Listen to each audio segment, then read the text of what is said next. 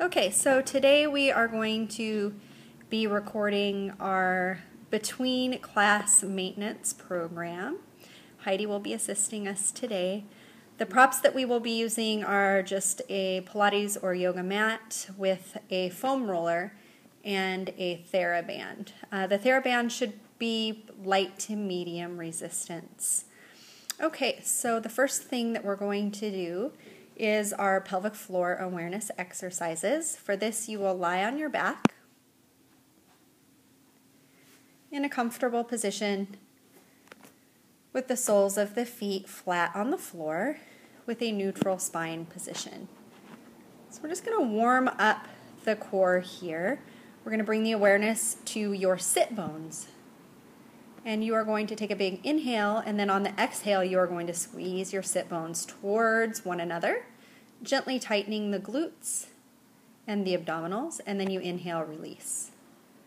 Good, and again, you pull the sit bones together, exhaling, squeezing into the abdominals, and inhale, release. You'll do that 3 more times. It's barely visible from outside. There's not a lot of movement of the bones in the body aside from the sit bones. And then from here we'll move on to the hip bones, the front hip bones. Heidi, can you place your fingers on the front hip bones? So those are the front hip bones there. You're just going to take a big inhale, and then you're going to take an exhale and squeeze those bones closer together towards one another, engaging into the core. Inhale, let those bones come apart. And exhale, tighten the space between the hip bones. And you'll do 3 more there. Connecting the breath with the movement. Inhale on expansion.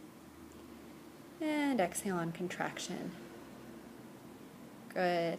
And then moving on from there, we will go to the tailbone. So this one you will not be able to see. There is no external movement. It all occurs inside of the pelvic floor. You are going to take a big inhale, and then exhale, bring your tailbone towards your pubic bone, engaging the bottom of the pelvic floor. And then inhale, relax the pelvic floor. And exhale, contract. And 3 more there. Not visible from the outside. Just contracting the pelvic floor muscle. Good, and from there we move up to the floating ribs. Heidi, will you show floating ribs? So the floating ribs are the ribs that aren't attached in the front. You're going to inhale, those are going to separate a little bit, and then on your exhale you are going to pull the floating ribs together, engaging and condensing into the core. Inhale, expanding, and exhale, contracting. Good, so this one's a little bit more visible from the outside, and you'll do 5 more.